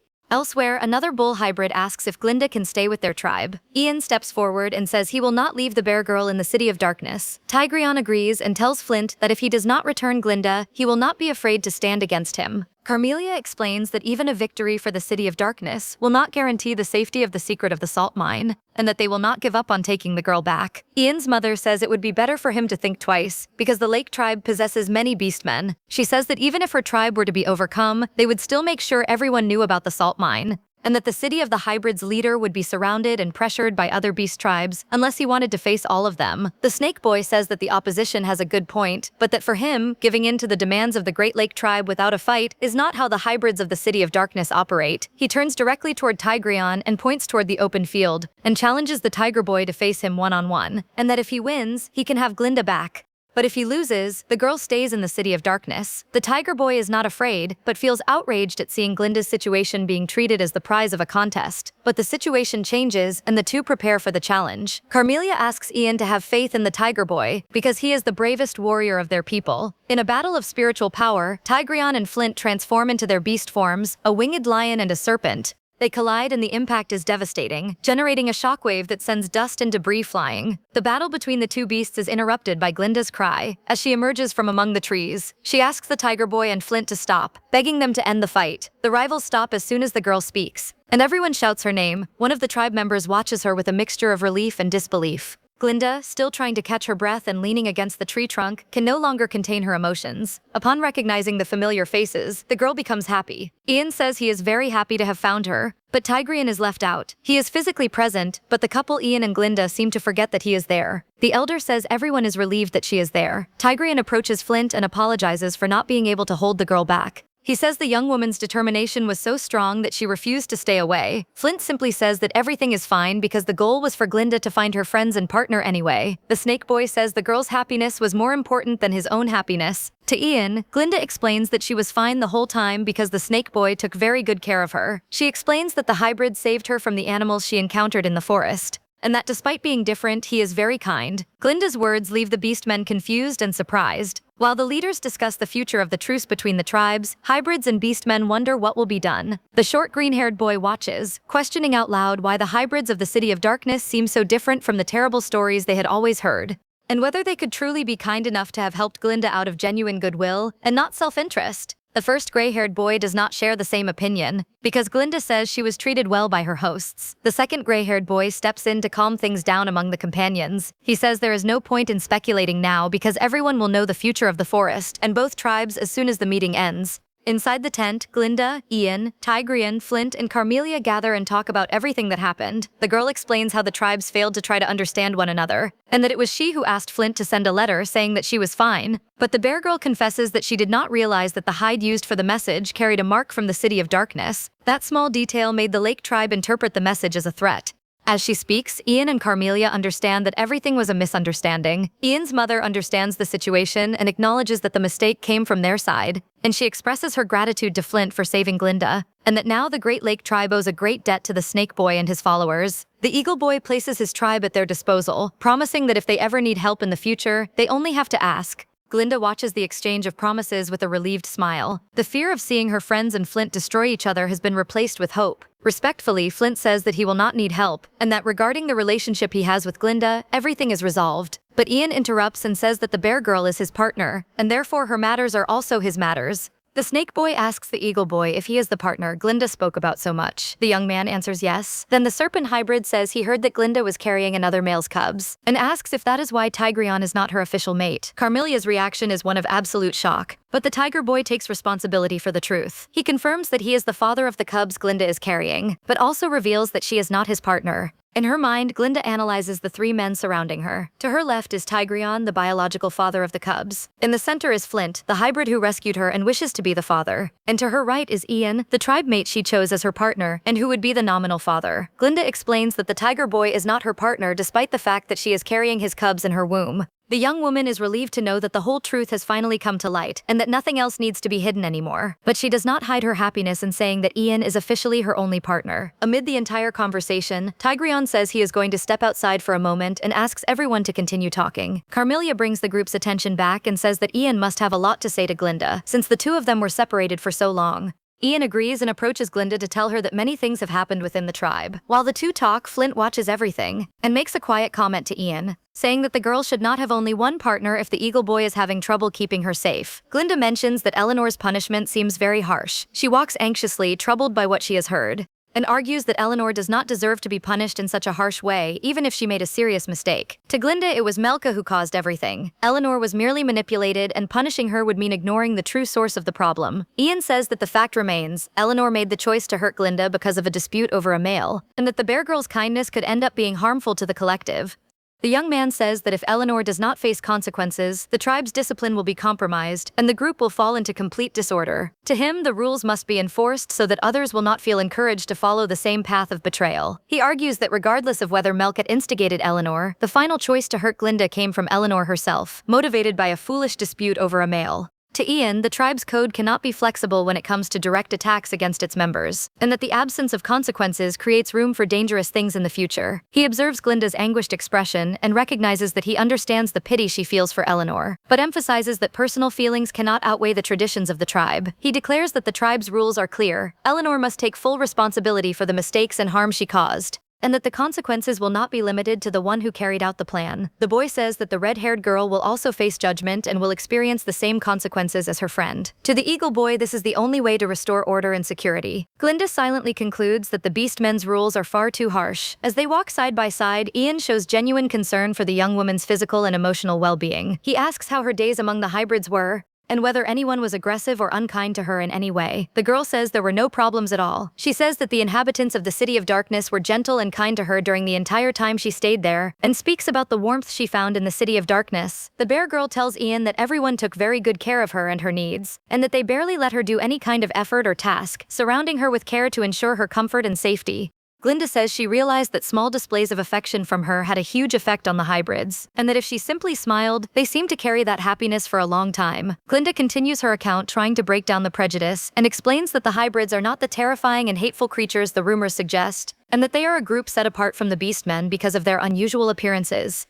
To her, their true nature is one of deep and repressed sensitivity. She says they are capable of shedding tears of pure gratitude. The girl says that the snake boy protected her from the wolves, that he appeared out of nowhere and saved her from danger, even getting hurt during the confrontation. Glenda admits that at first Flint tried to act tough, but that his actions were kind, and that he took her to a safe cave and gave her food, and later shared the secret of the salt mine with her. But the young woman stops talking when she notices Ian is displeased and standing with his arms crossed. The bear girl thinks he is jealous, realizing that perhaps she praised Flint too much. Ian impatiently asks what else that snake did for the girl. Trying to recover the situation, Glenda begins to stammer, immediately backing away. But he approaches the girl in a romantic manner, and she leans into Ian's arms, giving him a kiss on the cheek. With a choked voice, the bear girl confesses that she missed him very much. The boy hugs the young woman and says that he missed her too. Then the Eagle Boy gently holds Glenda's face with one hand and looks into her eyes, and tells her that his greatest fear was that something terrible would happen to her somewhere he could not protect her. Tigreon observes the couple. Glenda reacts with surprise and asks what is wrong and why he is there. The tiger boy says that he is there to speak with the girl. He addresses the young woman, saying that he needs to talk to her regardless of Ian's presence. The girl is surprised and asks what it is about. Meanwhile, Carmelia and Flint talk. She asks if all that needs to be done is for her to send some beastmen to help with the mine work, and in exchange he will give up half of the salt. The snake boy asks if that is not a good offer. She says that is not the issue. Internally, she thinks the offer is too good and that there may be something behind it. Flint asks why she is so wary and whether or not they have an agreement, but she agrees and says she will send some beastmen soon. He is pleased and hopes that both sides will be happy. Flint warns Carmelia that the people of her tribe should leave that region as soon as possible because it is not safe. The elder asks if he was really going to return the girl. Carmelia suspects that the snake boy only returned Glenda because of the circumstances. He responds by asking for her to be protected. Otherwise, he will come to find her himself. The tribe leader thinks he may have had other plans in mind. She remembers the letter with the symbol of the City of Darkness, Glenda's visit to the salt mine, and how he used the girl as a bargaining chip in the conflict with the Lake Tribe. Carmelia thinks he is not entirely trustworthy, and that Ian must remain attentive where the girl is concerned. The Eagle Boy steps away so Glenda can talk to Tigreon, and the young woman remembers that the two of them have not spoken since she pushed him away, but now she is carrying his cubs. The tiger boy apologizes, but she says that everything is all right. He says that he will take responsibility for the future children. That leaves Glenda surprised because she remembers that the original owner of the body she is using was the one who forced the situation between them. And because of that, he had been heading to the zone of punishment to avoid being tied to Shay. The young man says that he will help Glenda with the cubs. The bear girl says there is no need. He asks why and whether she dislikes him. She says that she does not dislike him, but that it is not only about responsibility, but also about love, and asks whether the tiger boy truly loves her. The question shakes the boy deeply. He had a difficult time accepting her at first, but later gradually started to see the new version of the girl differently. Glenda says that if they stay together only out of obligation, they will suffer, and that it would be wrong to expose the children to constant arguments. The girl leaves, making the young man wonder whether he truly loves her or not. Later, Glenda is explaining how to use a plant to make a delicious soup, and how to use other ingredients as well. The girl's device congratulates her for identifying 200 types of ingredients. The hybrids begin asking whether she would not like to stay in their tribe, and that if she wants, they can make Flint stay with her. The young woman asks where the snake boy is, and a blue-haired boy says that the snake boy was not very happy after the conversation with Carmelia and went inside the tent. She gets the idea of cheering him up by giving him a necklace she received from the food identifying device. Glenda enters Flint's tent and says that she has something for him. He asks if she is still around the area. The young woman replies yes and says that she would not leave until she identified every plant that exists in the region, and that she would not leave without saying goodbye to him and giving him his gift.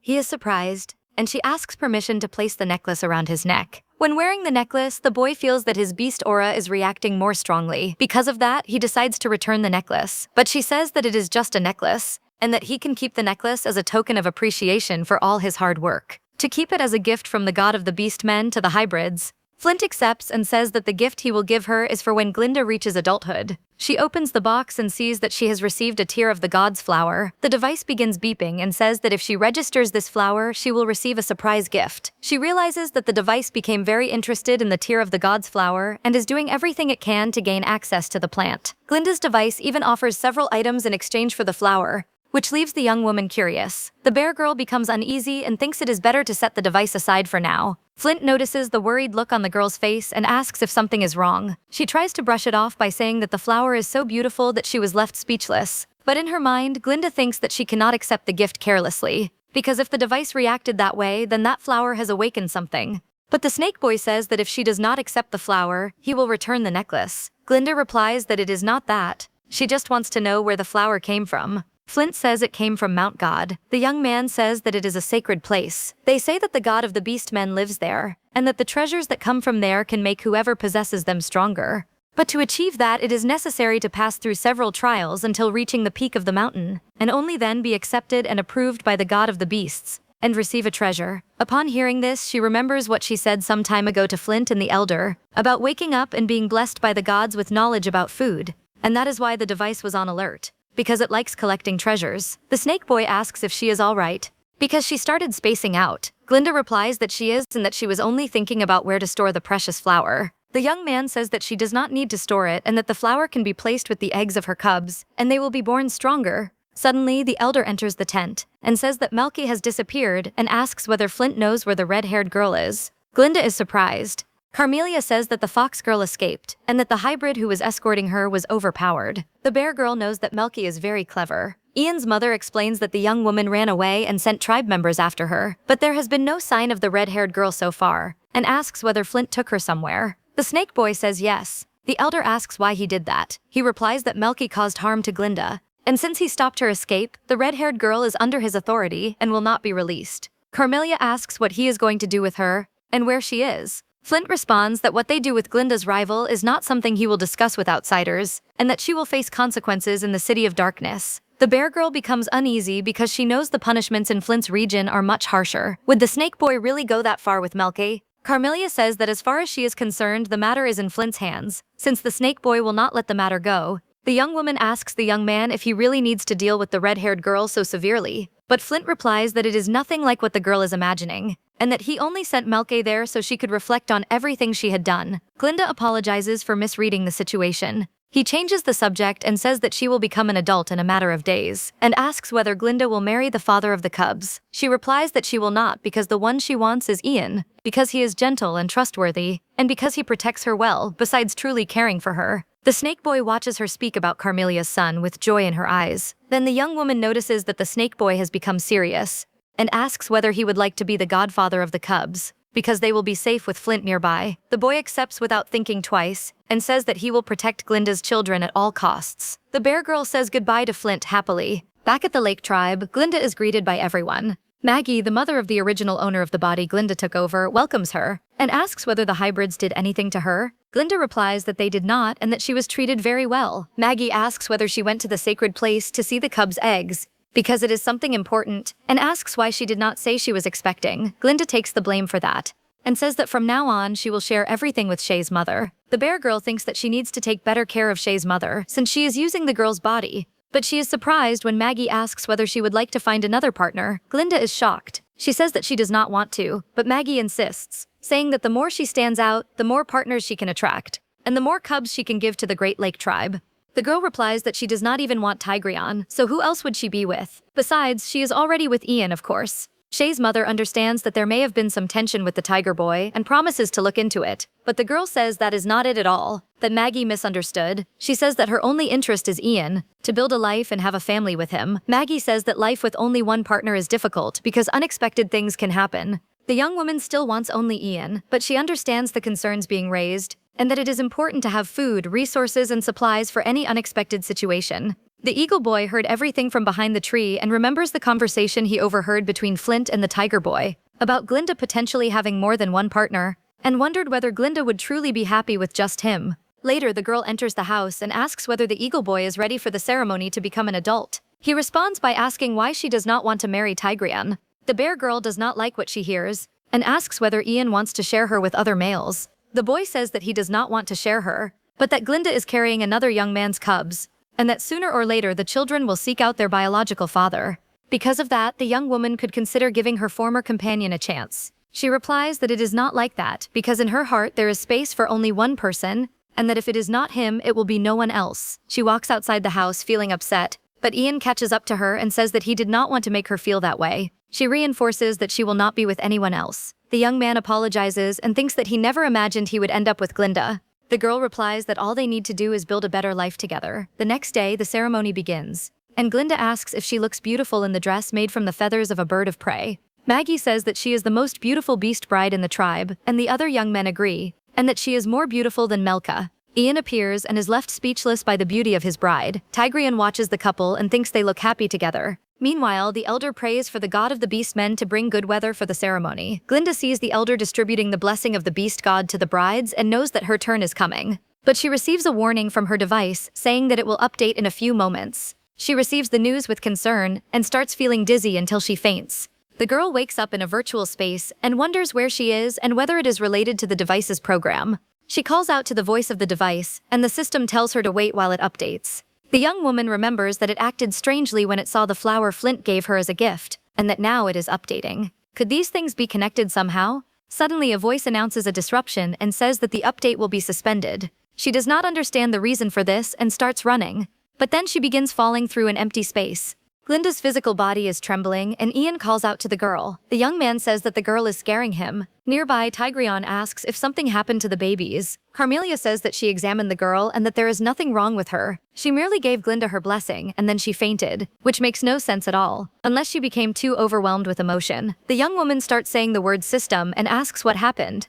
Tigreon and Ian question whether she is having a strange dream. She wakes up and sits upright. Ian asks whether she has been very exhausted lately. The tiger boy says that he will make bone soup for her. Outside the cabin, one of the elders asks how the bear girl is doing. Carmelia says that she is fine, that it was only nerves, and that the coming-of-age ceremony must continue. It is worth remembering that the coming-of-age ceremony also includes the tribe's marriages. Later, already back on her feet, Glinda returns to the outside area, and Maggie asks whether she is all right and if she wants to rest more. The young woman says that Maggie does not need to worry, and that she is simply very tired from all the activity of the last few days. Shay's mother asks how she could not worry after hearing what happened, about Glinda fainting from being so moved at the idea of marrying Ian, and believes that the girl truly loves the young man.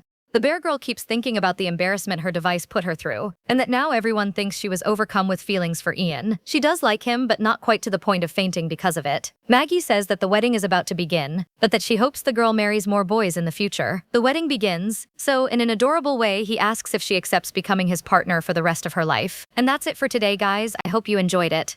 What a story, right? Glenda ended up in this world completely by accident, with no special powers, no magic, but with nothing more than her 21st century knowledge and a dash of courage, she managed to change an entire tribe. And what about that dynamic with Ian, Tigreon, and Flint? Three completely different men competing for the attention of a woman who just wanted to survive and make a good bone soup. Now tell me, who are you rooting for? Is there something you're curious about or that got you excited? Tell me more in the comments. And if you want more, don't forget to like the video and subscribe so you don't miss any new episode. The name of this work is How to Tame Your Beast Husbands, and our recap went up to chapter 67. Kisses and see you next time.